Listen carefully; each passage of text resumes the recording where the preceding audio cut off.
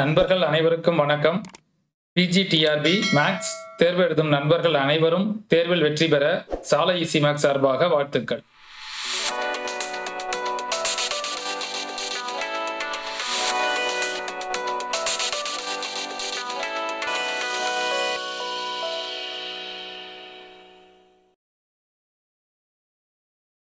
இன்னைக்கு நம்ம வீடியோல டே 4ல நம்ம என்ன டாபிக் எடுத்திருக்கோம் அப்படின்னா கன்ஃபார்மல் மேப்பிங் அப்படின்ற டாபிக் எடுத்திருக்கோம். இப்போ இந்த கன்ஃபார்மல் மேப்பிங் அப்படின்ற டாபிக்கை பார்த்தீங்கன்னா நம்ம வந்து ஒரு 4 பார்ட்டாக பிரிச்சிருக்கோம். ஸோ அதில் வந்து பார்த்தீங்க அப்படின்னா ஃபர்ஸ்ட் பார்ட் 13ல நம்ம என்ன பார்க்குறோம் அப்படின்னா பேசிக் டெஃபினிஷன்ஸ் பார்க்குறோம் நம்ம. ஸோ இதில் வந்து பார்த்தீங்க அப்படின்னா டோட்டலாக ஒரு 10 டெஃபினிஷன்ஸ் நம்ம வந்து பார்ப்போம். நெக்ஸ்ட் பார்ட் 14ல பார்த்தீங்க அப்படின்னா பைலீனியர் டிரான்ஸ்ஃபர்மேஷன் அப்படின்ற டாபிக் எடுத்திருக்கோம். பார்ட் 15ல பார்த்தீங்க அப்படின்னா types of bilinear transformation. So இதில் வந்து பார்த்தீங்க அப்படின்னா பேரபோலிக்கு, ஹைப்பர்போலிக்கு, எலிப்டிக் இந்த இதெல்லாம் நம்ம பார்த்தீங்கன்னா பார்ட் 15ல நம்ம பார்ப்போம். பார்ட் 16ல பார்த்தீங்க அப்படின்னா மேப்பிங்ஸ் அப்படின்ற டாபிக் எடுத்திருக்கோம். இப்போ இந்த 4 பார்ட்டையுமே பார்த்தீங்க அப்படின்னா இந்த கன்ஃபார்மல் மேப்பிங் அப்படின்ற டாபிக் கீழே நம்ம சப்கெட்டிங்ஸில் பார்க்க போகிறோம். ஸோ இது எல்லாத்தையுமே பார்த்தீங்க அப்படின்னா நம்ம ஸ்டடி பிளான் பிரகாரம் டே 4ல நம்ம இது எல்லாத்தையும் நம்ம கம்ப்ளீட் பண்ணியிருக்கணும். ஆல்ரெடி பார்த்தீங்க அப்படின்னா இந்த யூனிட் 7 காம்ப்ளெக்ஸ் அனாலிசிஸுக்கு நம்ம டோட்டலாக வந்து பார்த்தீங்கன்னா ஒரு 8 டேஸில் நம்ம ஒரு 8 டாபிக்ஸாக நம்ம வந்து செப்பரேட் பண்ணியிருப்போம் நம்ம. ஸோ அதை பேஸ் பண்ணி நம்ம ஆல்ரெடி பார்த்தீங்க அப்படின்னா ஒரு 3 டாபிக்ஸ் நம்ம கம்ப்ளீட் பண்ணியிருப்போம். அந்த 3 டாபிக்ஸை நீங்கள் பார்க்கணும் அப்படின்னா இந்த கார்னரில் உள்ள ஐ பட்டனை கிளிக் பண்ணி பார்த்துக்கலாம். அப்படி இல்லை அப்படின்னா அதோட லிங்க் என்னோட டிஸ்கிரிப்ஷனில் கொடுத்துருக்கேன், அதில் போய் நீங்கள் பார்த்துக்கலாம். ஸோ அதை பார்த்துட்டு அதுக்கப்புறமா இன்னைக்கு நம்ம டே 4ல பார்க்குற டாபிக்ஸ் பார்த்தீங்க அப்படின்னா உங்களுக்கு ஈஸியாக ஒன்றும் பார்த்தீங்கன்னா அண்டர்ஸ்டாண்ட் ஆகும். ஃபர்ஸ்ட் டைம் நம்ம சேனலை பார்க்குறீங்க அப்படின்னா நம்ம சேனலை சப்ஸ்கிரைப் பண்ணிக்கங்க. நம்ம போகிற வீடியோஸ் எல்லாமே உங்கள் நோட்டிஃபிகேஷன்ஸில் வரணும் அப்படின்னா மறந்துடாம பக்கத்தில் இருக்கிற பெல் ஐக்கானை கிளிக் பண்ணிக்கங்க. இப்போ இதில் நம்ம ஃபர்ஸ்ட் நம்ம என்ன பார்க்குறோம் அப்படின்னா பார்ட் 13ல கன்ஃபார்மல் மேப்பிங் அப்படின்ற டாபிக் கீழே பார்த்தீங்க அப்படின்னா ஃபர்ஸ்ட் பேசிக் டெஃபினிஷன்ஸ் எடுக்கிறோம். இதில் ஃபர்ஸ்ட் நம்ம என்ன பார்க்குறோம் அப்படின்னா origin point and terminus point of the கர்வ்னா என்னன்னு பார்க்குறோம். செகண்ட் பார்த்தீங்க அப்படின்னா simple curve, next closed curve, next simple closed கர்வ்னா என்னன்னு பார்க்குறோம். ஸோ அடுத்து பார்த்தீங்க அப்படின்னா circle, differentiable, regular, image of the curve, conformal mapping, isogonal mapping. So அதுக்கப்புறம் பார்த்தீங்க அப்படின்னா critical point, invariant point. So next பார்த்தீங்க அப்படின்னா angle of rotation and scale of factor. So இதை பேஸ் பண்ணி பார்த்தீங்கன்னா ப்ராப்ளம்ஸ். ஸோ இந்த டாபிக்ஸ் எல்லாமே பார்த்தீங்க அப்படின்னா இன்னைக்கு நம்ம பார்ட் 13ல பேசிக் டெஃபினிஷன்ஸ் அப்படின்ற டாபிக்ல வந்து பார்த்தீங்கன்னா நம்ம பார்க்க போகிறோம். ஓகே கவனிங்க. இதில் ஃபர்ஸ்ட் நம்ம என்ன பார்க்குறோம் அப்படின்னா origin point and terminus point of the கர்வ்னா என்னன்னு பார்க்குறோம். இதில் ஸ்டேட்மெண்ட் என்ன அப்படின்னா a curve c in the complex plane is continuous function gamma such that the closed interval A comma B tends to c. அதாவது ஒரு கர்வு சி அப்படின்ற கர்வை இந்த complex plane is the continuous function என்ன எடுத்துக்கிறோம் நம்ம காமா அப்படின்னு எடுத்துக்கிறோம். such that the closed interval a comma b tends to என்ன எடுத்துக்கிறோம் நம்ம c. if we can write z of t equal to அதாவது x of t plus I into என்ன பண்றோம் நம்ம y of t. ஸோ இங்க the limit என்ன வரும் அப்படின்னா the t ஓட லிமிட் பார்த்தீங்க அப்படின்னா a less than or equal to t less than or equal to b. then the point இதில் நம்ம tக்கு பதிலாக ஏன்னு எடுக்கிறோம் பார்த்தீங்களா z of a. ஸோ இந்த பாயிண்ட்டை தான் நம்ம என்னன்னு சொல்கிறோம் அப்படின்னா ஆரிஜின் பாயிண்ட் அப்படின்னு சொல்கிறோம். Origin point of the curve. So அதே மாதிரி z of b அப்படின்றத நம்ம என்னன்னு சொல்கிறோம் அப்படின்னா terminus point of the curve அப்படின்னு சொல்கிறோம். z of b அப்படின்றது terminus point of the curve. So அப்போ the first one origin point and terminus point அப்படின்றது நமக்கு தெரியணும். ஒரு கர்வில் சி அப்படின்ற கர்வில் எங்க எடுக்கிறோம் நம்ம the complex plane is the continuous function gamma அப்படின்னு எடுத்துக்கிறோம். ஸோ இதை நம்ம எப்படி நோட் பண்றோம் gamma such that closed interval A comma B tends to C அப்படின்னு எடுத்துக்கிறோம். ஸோ இதில் if we write Z of T equal to நம்ம என்ன எடுத்துக்கிறோம் அப்படின்னா X of T plus I into Y of T. So இங்கே அந்த டீயோட லிமிட் பார்த்தீங்க அப்படின்னா ஏ டு பி அப்படின்னு எடுத்துக்கிட்டோம்னா ஸோ இதில் இசட் ஆஃப் ஏ அப்படின்ற பாயிண்ட்டை நம்ம ஆரிஜின் பாயிண்ட் அப்படின்னு சொல்கிறோம். இசட் ஆஃப் பி அப்படின்ற பாயிண்ட்டை நம்ம என்னன்னு சொல்றோம் அப்படின்னா terminus point of the curve அப்படின்னு சொல்றோம். நெக்ஸ்ட் செகண்ட் ஒன் என்ன பார்க்குறோம் அப்படின்னா simple curve or Jordan curve. அதாவது சிம்பிள் கர்வ் அப்படின்னாலும் ஒன்று தான், அப்படி இல்லைன்னா ஜோர்டான் கர்வ் அப்படின்னு சொல்லலாம்.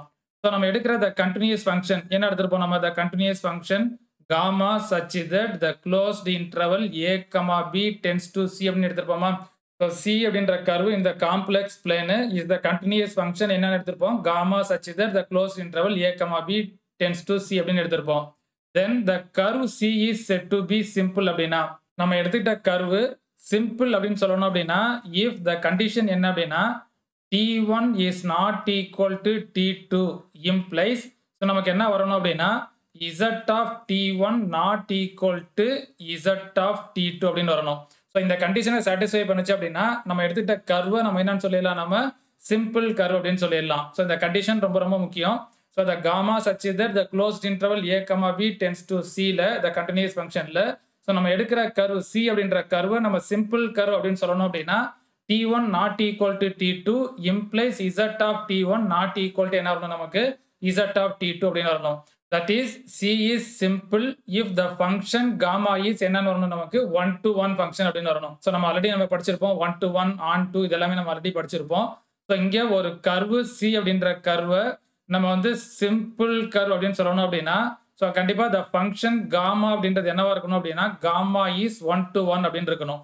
ஸோ இதை கூட நமக்கு கேட்கலாம், ஒரு கர்வு அப்படின்றது சிம்பிள் கர்வா இருக்கணும் அப்படின்னா கண்டிப்பா த ஃபங்க்ஷன் காமான்றது என்னவா இருக்கணும், நமக்கு 1 to 1 ஃபங்க்ஷனா இருக்கணும். நெக்ஸ்ட் தேர்ட் டெஃபினிஷன் என்ன பார்க்குறோம் அப்படின்னா க்ளோஸ்டு கர்வ்னா என்னன்னு பார்க்குறோம். ஸோ அதை ஃபர்ஸ்ட் நம்ம என்ன பார்த்தோம் அப்படின்னா ஆரிஜின் பாயிண்ட் டெர்மினஸ் பாயிண்ட்னா என்னன்னு பார்த்தோம். ஒரு கர்வ்ல ஆரிஜின் பாயிண்ட்னா என்ன, டெர்மினஸ் பாயிண்ட்னா என்னன்னு பார்த்தோம். அடுத்து சிம்பிள் கர்வ்னா என்னன்னு பார்த்தோம். இப்போ நம்ம அடுத்து என்ன பார்க்குறோம் அப்படின்னா தேர்ட் ஒன் க்ளோஸ்டு கர்வ்னா என்னன்னு பார்க்குறோம். ஸோ அதே தான் இங்கே நம்ம எடுத்துக்கிறோம். த கண்டினியூஸ் ஃபங்க்ஷன் என்னன்னு எடுத்துக்கிறோம், gamma such that the closed interval a comma b tends to c அப்படின்னு எடுத்துக்கிறோம். இப்போ இங்கே நம்ம என்ன டெஃபினிஷன் பார்க்குறோம் அப்படின்னா த curve c is said to be closed if the origin point and the terminus point are coincide. அதாவது நம்ம ஆல்ரெடி படிச்சிருப்போம் பார்த்தீங்களா, z of a அப்படின்றத ஆரிஜின் பாயிண்ட்னு பார்த்துருப்போம், z of b அப்படின்றத டெர்மினஸ் பாயிண்ட் அப்படின்னு படிச்சிருப்போம். இந்த ரெண்டு பாயிண்ட்டும் கோயின்சைடா இருந்துச்சு அப்படின்னா கண்டிப்பா நம்ம எடுக்கிற கர்வு என்னவா இருக்கும் அப்படின்னா க்ளோஸ்டு கர்வா இருக்கும். ஸோ அதாவது z of a equal to நமக்கு என்ன வரணும் அப்படின்னா z of b அப்படின்னு வந்துச்சுன்னா ரெண்டுமே நமக்கு கோயின்சைடா இருந்துச்சு அப்படின்னா ஸோ அந்த c அப்படின்ற கர்வை நம்ம என்னன்னு சொல்லலாம் அப்படின்னா க்ளோஸ்டு கர்வ் அப்படின்னு சொல்லலாம். ஸோ நமக்கு இப்போ கண்டிஷன் என்ன ஞாபகம் வச்சுக்கணும் அப்படின்னா the origin point and the terminus point are coincide. That is z of a equal to என்ன வரணும், நமக்கு z of b ன்னு வந்துச்சுன்னா ஸோ நம்ம எடுத்துக்கிட்ட கர்வு cன்ற கர்வை நம்ம க்ளோஸ்டு கர்வ் அப்படின்னு சொல்லலாம். நெக்ஸ்ட் ஃபோர்த் டெஃபினிஷன் என்ன பார்க்குறோம் அப்படின்னா சிம்பிள் க்ளோஸ்டு கர்வ்னா என்னன்னு பார்க்குறோம். The curve C is called simple closed curve if so the first condition என்ன வரணும் அப்படின்னா z of a equal to z of b. So அதாவது the origin point and the terminus point are coincide இருக்கணும்.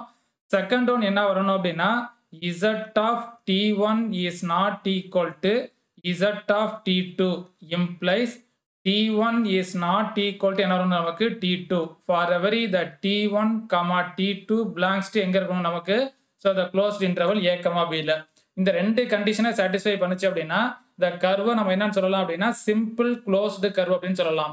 நம்ம already நம்ம வந்து definition படிச்சிருப்போம். அந்த செகண்ட் ஒன்ல சிம்பிள் கர்வ்னா என்னன்னு படிச்சிருப்போம், நம்ம t1 is not equal to t2 அப்படின்னா implies z of t1 is not equal to z of t2 ன்னு படிச்சிருப்போம். அதாவது the curve cன்றது சிம்பிள் அப்படின்னா கண்டிப்பா the function நம்ம என்னன்னு சொல்லுவோம், நம்ம 1 to 1 அப்படின்னு சொல்லுவோம். ஸோ அப்போ சிம்பிள் க்ளோஸ்டு கர்வ் அப்படின்னா இந்த ரெண்டையும் நம்ம பார்த்தீங்கன்னா சாட்டிஸ்ஃபை பண்ணியிருக்கணும். அதாவது சிம்பிள் கர்வ்ல உள்ள கண்டிஷனையும் க்ளோஸ்டு கர்வ்ல உள்ள கண்டிஷன் ரெண்டையும் சாட்டிஸ்ஃபை பண்ணுச்சு அப்படின்னா அந்த கர்வை நம்ம என்னன்னு சொல்லிடலாம், நம்ம சிம்பிள் க்ளோஸ்டு கர்வ் அப்படின்னு சொல்லிடலாம். நெக்ஸ்ட் ஃபிஃப்த் டெஃபினிஷன் என்ன பார்க்குறோம் அப்படின்னா சர்க்கிள் அப்படின்ற டெஃபினிஷன் எடுத்துக்கிறோம். அதாவது the circle modulus z minus a equal to r can be considered as the closed curve with the equation என்ன எடுக்கிறோம், நம்ம z equal to a plus r e power it. இந்த லிமிட் பார்த்தீங்க அப்படின்னா 0 less than or equal to t less than or equal to 2 pi அப்படின்னு வரணும். So அதாவது the circle modulus z minus a equal to r அப்படின்றத can be considered as the closed curve with the equation. So நம்ம எப்படி எடுத்துக்கிறோம், நம்ம z equal to a plus r e power it. Suppose இதை வந்து இப்படி நம்ம நோட் பண்ணலாம். அதாவது z அப்படின்றத z of t equal to r e power என்ன நோட் பண்ணலாம், நம்ம e power it அப்படின்னு எடுத்துக்கலாம். ஸோ அதோட லிமிட் கேட்டாங்க அப்படின்னா 0 to 2 pi அப்படின்னு வரும். நெக்ஸ்ட் சிக்ஸ்த் டெஃபினிஷன் என்ன பார்க்குறோம் அப்படின்னா டிஃபரன்ஷியபிள்னா என்னன்னு பார்க்குறோம். அதாவது the curve c is set to be differentiable அப்படின்னா if z dash of t exist and கண்டினியூஸாக இருக்கணும். ஸோ அதாவது நம்ம z of t அப்படின்னு எடுத்துருப்போம் பார்த்தீங்களா. ஸோ இந்த z of t அப்படின்றது நமக்கு என்ன வரணும் அப்படின்னா இதோட டிஃபரன்ஷியேஷன் அதாவது z dash of t வந்து எக்ஸிஸ்டா இருக்கணும். அதே மாதிரி பார்த்தீங்க அப்படின்னா அண்ட் கண்டினியூஸா இருக்கணும். ஸோ இப்படி இருந்துச்சு அப்படின்னா நம்ம எடுத்துக்கிட்ட கர்வ் சி அப்படின்றத நம்ம என்னன்னு சொல்லலாம், நம்ம டிஃபரன்ஷியபிள் அப்படின்னு சொல்லலாம்.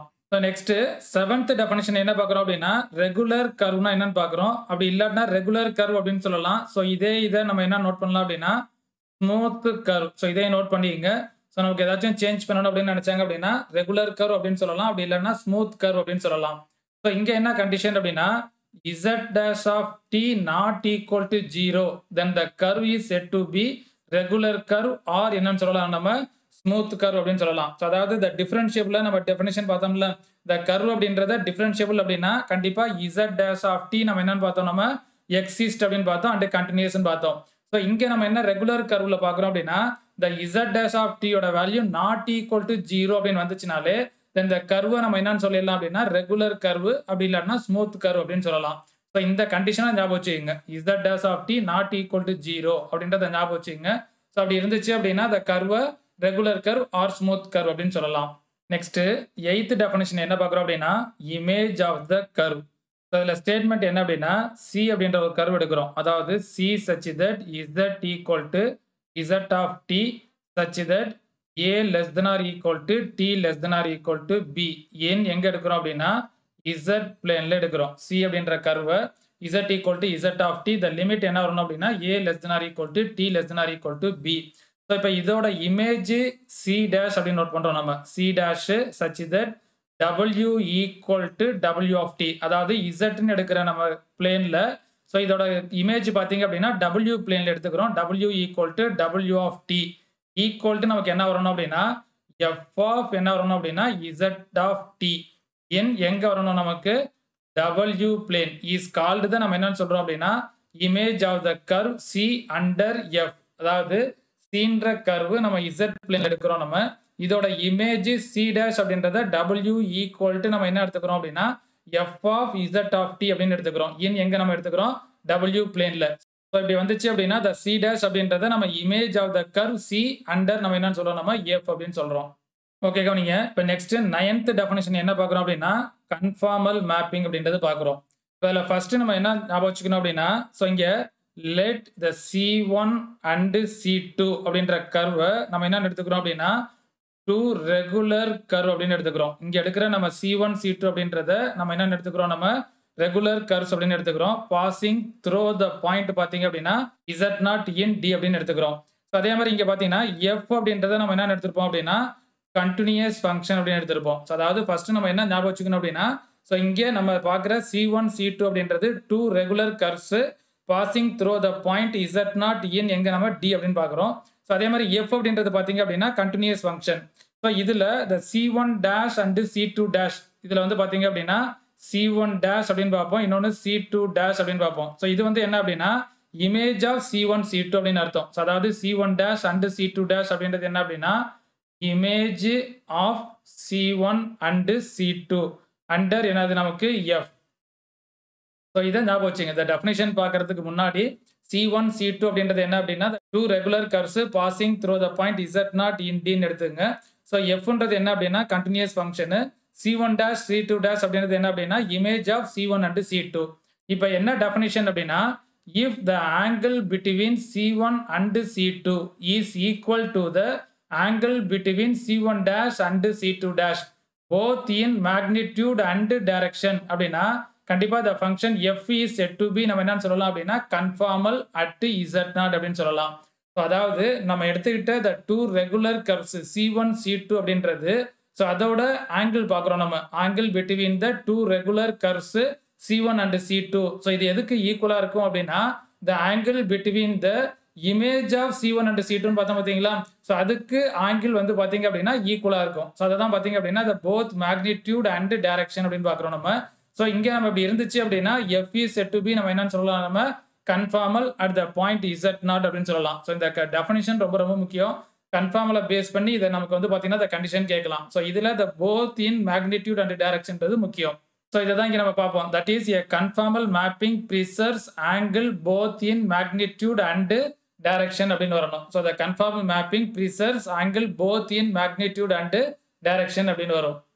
நெக்ஸ்ட் 10th டெஃபினிஷன் என்ன பார்க்குறோம் அப்படின்னா isogonal mapping. So isogonal mapping அப்படின்னு சொல்லலாம். அப்படி இல்லைன்னா இன்டைரக்ட்லி இதை நம்ம என்னன்னு சொல்லலாம் அப்படின்னா கன்ஃபார்மல் அப்படின்னு சொல்லலாம்.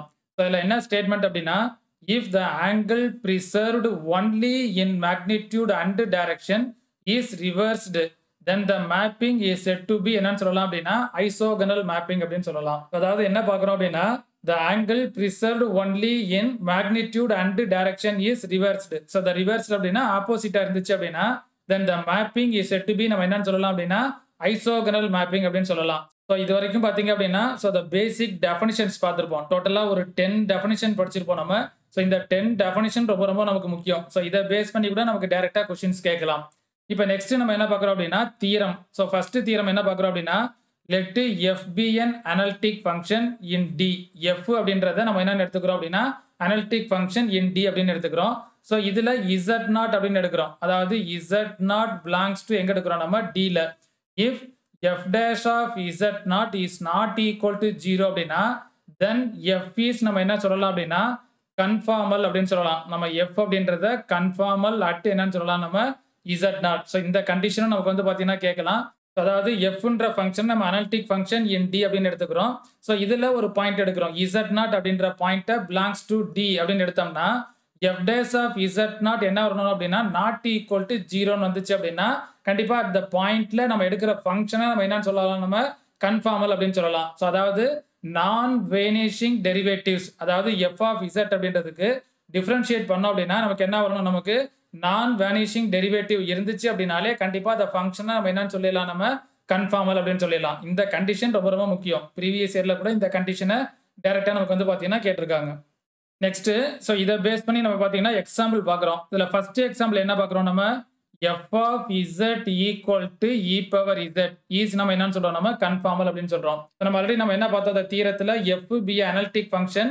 ஸோ அது வந்து நமக்கு கன்ஃபார்மலா இருக்கணும் அப்படின்னா f dash of z0 என்ன வரணும் நமக்கு நாட் ஈக்குவல் டு 0ன்னு வரணும். அப்படி இருந்துச்சு அப்படின்னா ஸோ அந்த f அப்படின்றத நம்ம பார்த்தீங்கன்னா conformal at the point z0 அப்படின்னு சொல்லுவோம். இப்போ இதை டிஃபரன்ஷியேட் பண்ணினா நமக்கு என்ன கிடைக்கும் f dash of z differentiate பண்ணீங்க அப்படின்னா e பவர் zன்னு வருமா. இப்போ இதை கண்டிப்பாக நமக்கு வந்து பார்த்தீங்கன்னா நாட் ஈக்குவல் டு 0ன்னு வரும். இந்த f dash of z அப்படின்றது not equal to 0 for every z க்கு பதிலாக நீங்கள் எந்த வேல்யூ வேணா அப்ளை பண்ணுங்க. க்கு பதிலாக 0ன்னு அப்ளை பண்ணீங்கன்னா e பவர் 0 1ன்னு வரும். க்கு பதிலாக 1 -1 -2 இந்த மாதிரி எந்த பாயிண்ட் அப்ளை பண்ணாலுமே கண்டிப்பா இந்த இடத்துல f dash of zன்றது நாட் ஈக்குவல் டு 0ன்னு தான் வரும். அப்ப கண்டிப்பா இந்த function f of z equal to e power z அப்படின்றத கன்ஃபார்மல் அப்படின்னு சொல்லிடலாம். இப்ப செகண்ட் ஒன் பாத்தீங்க அப்படின்னா f of z equal to என்ன எடுத்துக்கிறோம் அப்படின்னா z3. இப்ப இதை டிஃபரன்ஷியேட் பண்ணுங்களேன். f dash of z போட்டீங்க அப்படின்னா 3z² அப்படின்னு வருமா. இப்ப கண்டிப்பா இந்த f dash of zன்றது 0 வரும். எப்ப 0 வரும் நமக்கு at the point z equal to 0ன்னு அப்ளை பண்ணோம்னா f dash of 0 equal to எனக்கு என்ன கிடைச்சிரும் 0ன்னு கிடைக்கும். நம்ம டெஃபினிஷன் பிரகாரம் f dash of z0ன்றது நாட் ஈக்குவல் டு 0ன்னு வராது. அப்ப கண்டிப்பா இது வந்து பாத்தீங்க அப்படின்னா நாட் கன்ஃபார்மல் அட் ஆரிஜின். இது ரொம்ப ரொம்ப முக்கியம். இஸ் நாட் கன்ஃபார்மல் அட் என்னது நமக்கு ஆரிஜின் அப்படின்னு வரும். நெக்ஸ்ட் ஸோ தேர்ட் எக்ஸாம்பிள் என்ன பார்க்குறோம் அப்படின்னா f of z equal to z bar is நம்ம என்னன்னு சொல்றோம் நம்ம ஐசோகனல். ஸோ இதை நம்ம ஐசோகனல் அப்படின்னு எதனால சொல்றோம் அப்படின்னா the z bar அப்படின்றது ரெப்ரசன்ஸ் த ரிஃப்ளெக்ஷன். ஸோ அப்போ நம்ம z bar அப்படின்றத நம்ம என்னன்னு சொல்லலாம் நம்ம ஐசோகனல் அப்படின்னு சொல்லலாம். ஓகே கவனிங்க. இப்போ நெக்ஸ்ட் நம்ம என்ன பார்க்குறோம் அப்படின்னா கிரிட்டிக்கல் பாயிண்ட்னா என்னன்னு பார்க்குறோம். ஸோ அதுக்கப்புறம் பார்த்தீங்க அப்படின்னா இன்வேரியன்ட் பாயிண்ட்னா என்னன்னு பார்க்குறோம். ஸோ இது ரெண்டுமே ரொம்ப ரொம்ப முக்கியமான கான்செப்ட். ஸோ இதை பேஸ் பண்ணி நம்ம ப்ராப்ளம் கூட நமக்கு வந்து பார்த்தீங்கன்னா கேட்கலாம்.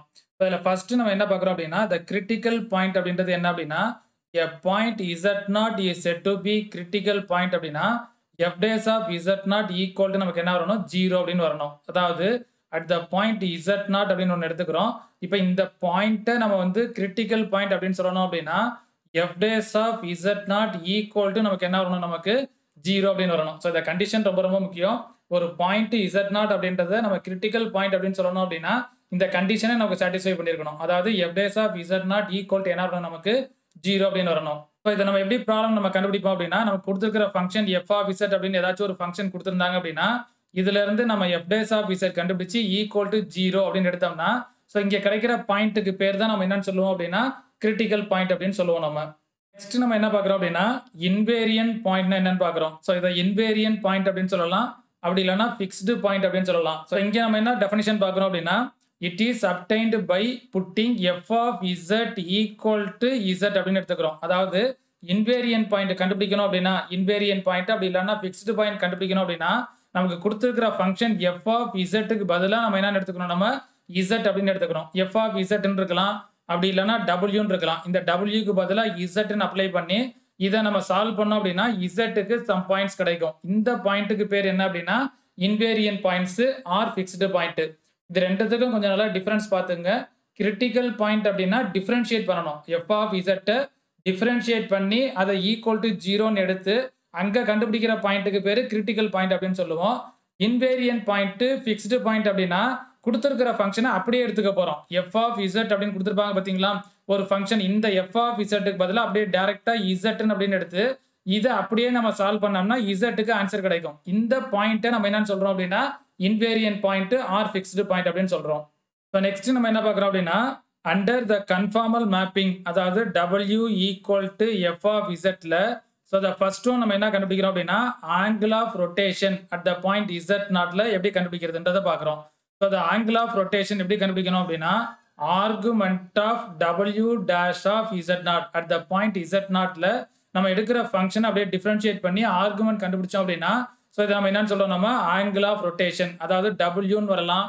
அப்படி இல்லைன்னா இதை நம்ம எப்படி நோட் பண்ணலாம், argument of F dash of Z நாட்னு எடுக்கலாம். ஒன்று W ஈக்குவல்ட்டுன்னு வரும், அப்படி இல்லைன்னா எஃப் ஆஃப் இசட் ஈக்குவல்ட்டுன்னு கொடுத்துருந்தாங்கன்னா ஜஸ்ட் அதை அப்படியே டிஃபரன்ஷியேட் பண்ணுங்க.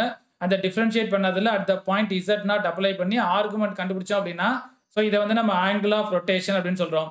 செகண்ட் ஒன் நம்ம என்ன பார்க்குறோம் அப்படின்னா scalar factor at the point Z not அப்படின்னா என்ன அப்படின்னா ஸோ ஜஸ்ட் இதுக்கு அப்படியே மாடுலஸ் கண்டுபிடிச்சா போதும். நம்ம டிஃபரன்ஷியேட் பண்ணிப்போம் பார்த்தீங்களா, W டேஷ் ஆஃப் இசட் நாட்டுக்கு மாடுலஸ் கண்டுபிடிச்சோம் அப்படின்னா இதை வந்து ஸ்கேலர் ஃபேக்டர் அப்படின்னு சொல்லுவோம். அப்படி இல்லாட்டினா இங்கே நமக்கு என்ன வரலாம், modulus F dash of Z நாட்னு வரலாம், இல்லைன்னா modulus W dash of Z naught அப்படின்னு வரலாம். ஸோ இதை பேஸ் பண்ணி கூட நமக்கு ப்ராப்ளம் கேட்கலாம். அதாவது ஃபிக்ஸ்டு பாயிண்ட்டை பேஸ் பண்ணி ப்ராப்ளம் கேட்கலாம். இன்வேரியன்ட் பாயிண்ட்ஸ்னாலும் ஒன்று தான். ஸோ அதே மாதிரி பார்த்தீங்க அப்படின்னா கிரிட்டிக்கல் பாயிண்ட்டை பேஸ் பண்ணி கேட்கலாம். அப்படி இல்லைன்னா ஆங்கிள் ஆஃப் ரொட்டேஷனு ஸ்கேலர் ஃபேக்டரை பேஸ் பண்ணி ப்ராப்ளம் கேட்கலாம். அப்படி இல்லைன்னா அந்த கண்டிஷனை டேரெக்டாக கேட்கலாம். ஸோ இப்போ நெக்ஸ்ட் நம்ம என்ன பார்க்குறோம் அப்படின்னா இதை பேஸ் பண்ணி ப்ராப்ளம் எப்படி நம்ம சால்வ் பண்ணுறது அப்படின்றத பார்ப்போம். ஓகே கவனிங்க. இப்போ ஃபர்ஸ்ட் கொஸ்டின் நம்ம என்ன பார்க்குறோம் அப்படின்னா under the mapping W equal to என்னது Z square, find the angle of rotation and the scale of factor at the point Z equal to என்ன கொடுத்துருக்காங்க 2 + I.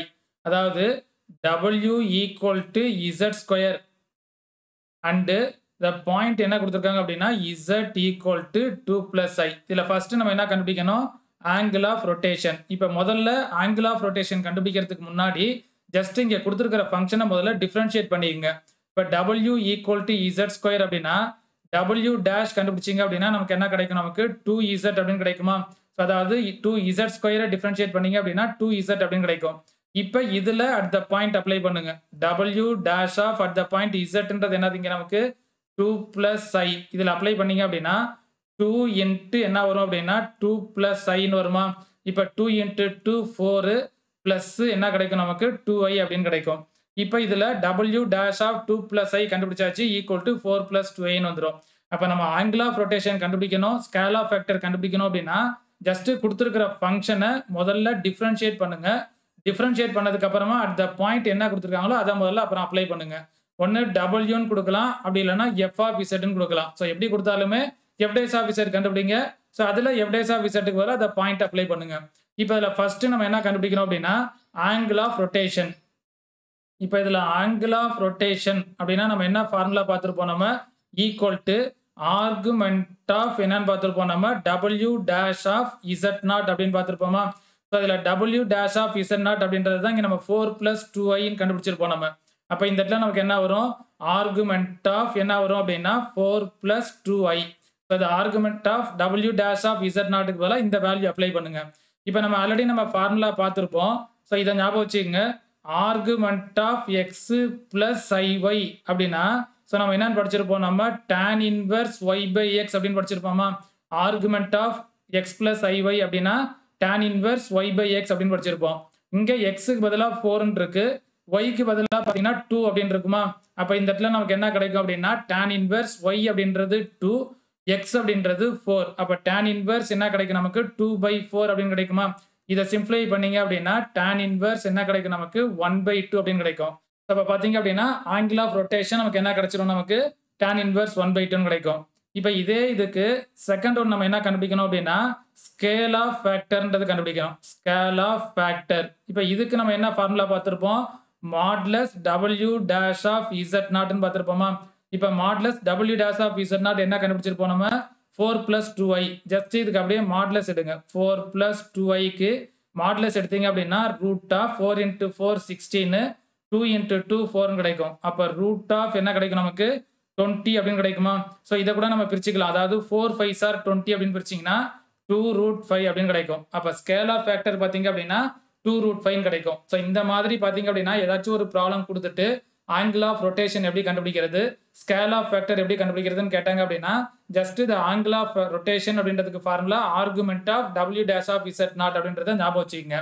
ஸோ அதே மாதிரி அடுத்து பார்த்தீங்க அப்படின்னா ஸ்கேல் ஆஃப் ஃபேக்டருக்கு என்ன ஃபார்முலா அப்படின்னா modulus W dash of Z0. So இதுதான் பேசிக். ஸோ இந்த ஃபார்முலா பேஸ் பண்ணி நமக்கு எந்த ப்ராப்ளம் கேட்டாலுமே இதை நம்ம வந்து சால்வ் பண்ணலாம். இப்போ செகண்ட் கொஸ்டின் நம்ம என்ன பார்க்குறோம் அப்படின்னா find the critical points for W equal to Z + 1/Z. இப்போ இதுக்கு நம்ம என்ன கண்டுபிடிக்கிறோம் அப்படின்னா கிரிட்டிக்கல் பாயிண்ட் என்னன்னு கண்டுபிடிக்கிறோம். இப்போ கிரிட்டிக்கல் பாயிண்ட் அப்படின்னா நம்ம என்னன்னு பார்த்துருப்போம், நம்ம F dash of Z0 equal to 0 அப்படின்னு எடுத்துருப்போமா. கிரிட்டிக்கல் பாயிண்ட்ல நம்ம என்ன பார்த்துருப்போம், அந்த பாயிண்ட் Z0 அப்படின்றது கிரிட்டிக்கல் பாயிண்ட் அப்படின்னா F dash of Z0 equal to 0 அப்படின்னு பார்த்துருப்போம். இங்க Wன்னு இருக்கா, ஒன்று Wன்னு வரலாம், அப்படி இல்லைன்னா Wக்கு பதிலாக நம்ம என்னன்னு எடுத்துக்கலாம், F ஆஃப் Z அப்படின்னு எடுத்துக்கலாம். Z + 1/Z அப்படின்னு இருக்கான். இப்போ இதை அப்படியே டிஃபரன்ஷியேட் பண்ணுங்க. F டேஷ் ஆஃப் Z கண்டுபிடிச்சிங்க அப்படின்னா Z டிஃபரன்ஷியேட் பண்ணா 1, 1/Z டிஃபரன்ஷியேட் பண்ணீங்க அப்படின்னா -1 என்ன வரும், நமக்கு Z² அப்படின்னு வரும். இப்போ நம்ம என்ன கண்டிஷன் எடுத்துக்கணும், F dash of Z equal to 0ன்னு எடுத்துக்கணுமா. இம்ப்ளைஸ் 1 - 1/Z² ஈக்குவல் டு என்ன வரும், நமக்கு 0ன்னு வரும். இப்போ இதை சிம்பிளை பண்ணீங்கன்னா நமக்கு என்ன கிடைக்கும், Z² - 1 ஈக்குவல் டு 0ன்னு வரும். Z² ஈக்குவல் டு +1 வருமா. இப்போ இதுல இருந்து Z கண்டுபிடிச்சிங்கன்னா என்ன வந்துடும், நமக்கு +or-1. அப்போ செகண்ட் கொஸ்டினுக்கு த கிரிட்டிக்கல் பாயிண்ட்ஸ் பார்த்தீங்க அப்படின்னா Z ஈக்குவல் டு என்ன கிடைக்கும், நமக்கு +or-1 அப்படின்னு கிடைக்கும். ஸோ இப்போ இதே மாதிரி நமக்கு ஆல்ரெடி இன்னொன்று படிச்சிருப்போம், நம்ம இன்வேரியன்ட் பாயிண்ட்ஸ் அப்படின்னு படிச்சிருப்போம். அதாவது ஸோ இன்வேரியன்ட் பாயிண்ட்ஸ் அப்படின்னா நம்ம என்ன பார்த்துருப்போம், நம்ம F ஆஃப் Z வர இடத்துல டேரக்டா Z அப்படின்னு எடுத்தோம்னா ஸோ இங்கே கிடைக்கிற பாயிண்ட்ஸ் நம்ம என்னன்னு சொல்லுவோம், நம்ம இன்வேரியன்ட் பாயிண்ட்ஸ், அப்படி இல்லாட்டினா ஃபிக்ஸ்டு பாயிண்ட்ஸ் அப்படின்னு பார்த்துருப்போம். ஸோ இங்கே கொஸ்டின் நமக்கு என்ன கேட்டிருக்காங்க, கிரிட்டிக்கல் பாயிண்ட்ஸ். ஸோ கிரிட்டிக்கல் அப்படின்னா என்ன ஞாபகம் வச்சிங்க அப்படின்னா F dash of Z0 equal to 0 கொடுத்துருக்கிற ஃபங்க்ஷனை ஒரு டைம் டிஃபரன்ஷியேட் பண்ணுங்க. டிஃபரன்ஷியேட் பண்ணதை ஈக்குவல் டு 0ன்னு எடுத்து நமக்கு கிடைக்கிற ஆன்சரை நம்ம என்னன்னு சொல்லுவோம், நம்ம கிரிட்டிக்கல் பாயிண்ட்ஸ் அப்படின்னு சொல்லுவோம். இதே இது ஃபிக்ஸ்டு பாயிண்ட் அப்படி இல்லைன்னா இன்வேரியன்ட் பாயிண்ட்ஸ் கேட்டாங்க அப்படின்னா F ஆஃப் Zக்கு டைரக்டா அப்படியே Zன்னு அப்ளை பண்ணுங்க. ஸோ இதுல கிடைக்கிற ஈக்குவேஷன்ல இருந்து சால்வ் பண்ணோம் அப்படின்னா Zக்கு நமக்கு ஆன்சர் கிடைக்கும். இந்த பாயிண்ட் நம்ம என்னன்னு சொல்லுவோம் அப்படின்னா இன்வேரியன்ட் பாயிண்ட்ஸ், ஃபிக்ஸ்டு பாயிண்ட் அப்படின்னு சொல்லுவோம். இது வரைக்கும் பாத்தீங்க அப்படின்னா கன்ஃபார்மல் மேப்பிங் அப்படின்ற டாபிக்ல ஸோ அதை ஃபர்ஸ்ட் பாத்தீங்க அப்படின்னா பேசிக் டெஃபினிஷன்ஸ் நம்ம பார்த்தோம். இதுல வந்து பாத்தீங்க அப்படின்னா டோட்டலா ஒரு 10 டெஃபினிஷனை பார்த்தோம். ஸோ அதாவது ஆரிஜின் பாயிண்ட்னா என்ன, டெர்மினஸ் பாயிண்ட்னா என்னன்னு பார்த்தோம், சிம்பிள் கர்வ்னா என்னன்னு பார்த்தோம், க்ளோஸ்டு கர்வ்னா என்னன்னு பார்த்தோம். ஸோ அடுத்து பாத்தீங்க அப்படின்னா சிம்பிள் க்ளோஸ்டு கர்வு, சர்க்கிள், டிஃபரன்ஷியபிள்னா என்னன்னு பார்த்தோம். நெக்ஸ்ட் பாத்தீங்க அப்படின்னா regular curve, image of the curve, conformal mapping, isogonal mapping. So இதோட பாத்தீங்க அப்படின்னா நம்ம வந்து டெஃபினிஷன்ஸ் நம்ம வந்து ஒரு டோட்டலா 10 டெஃபினிஷன்ஸ் நம்ம பார்த்துருப்போம். ஸோ அதுக்கப்புறம் பாத்தீங்க அப்படின்னா கிரிட்டிக்கல் பாயிண்ட்னா என்ன, இன்வேரியன்ட் பாயிண்ட்ஸ்னா என்ன அப்படின்னு பார்த்தோம். ஸோ அதை பேஸ் பண்ணி நம்ம பாத்தீங்கன்னா ரிசல்ட்ஸ் பார்த்தோம். ஸோ அதுக்கப்புறம் பாத்தீங்க அப்படின்னா angle of rotation, scalar factor, அதை பேஸ் பண்ணி நம்ம ப்ராப்ளம் பார்த்தோம். ஸோ இதோட பாத்தீங்க அப்படின்னா ஃபர்ஸ்ட் நம்ம பார்த்த பேசிக் கான்செப்ட்ஸ், அதாவது கன்ஃபார்மல் மேப்பிங்ல இந்த பேசிக் கான்செப்ட்ஸ்ன்ற பாட்டு இதோட நமக்கு பாத்தீங்கன்னா கம்ப்ளீட் ஆயிரும். இப்போ நெக்ஸ்ட் வீடியோல நம்ம என்ன பார்க்குறோம் அப்படின்னா பார்ட் 14ல பைலீனியர் டிரான்ஸ்ஃபர்மேஷன் அப்படின்ற டாபிக் எடுத்துக்கிறோம். ஸோ இந்த டாபிக் ரொம்ப ரொம்ப முக்கியமான டாபிக். பைலினியர் டிரான்ஸ்ஃபர்மேஷனை பேஸ் பண்ணி நமக்கு வந்து பார்த்தீங்கன்னா ப்ரீவியஸ் இயர்லாம் ஆல்ரெடி நமக்கு கொஸ்டின் கேட்டிருக்காங்க. ஸோ இந்த டாபிக் கொஞ்சம் நல்லா இம்பார்ட்டன்ட் கொடுத்து படிங்க. இப்போ இதில் பைலினியர் டிரான்ஸ்ஃபர்மேஷனில் நம்ம என்னென்னலாம் பார்க்க போகிறோம், ஸோ இதில் நம்ம என்ன சப்கெட்டிங் எடுத்து நம்ம பார்க்க போகிறோம் அப்படின்றத நம்ம நெக்ஸ்ட் வீடியோவில் நம்ம வந்து பார்ப்போம். இந்த வீடியோ உங்களுக்கு பிடிச்சிருந்துச்சுன்னா லைக் பண்ணுங்க, ஷேர் பண்ணுங்க, சப்ஸ்கிரைப் பண்ணிடுங்க. நம்ம போடுற வீடியோஸ் எல்லாம் உங்கள் நோட்டிஃபிகேஷன்ஸில் வரணும் அப்படின்னா மறந்துடாமல் பக்கத்தில் இருக்கிற பெல் ஐக்கானை கிளிக் பண்ணிக்கங்க.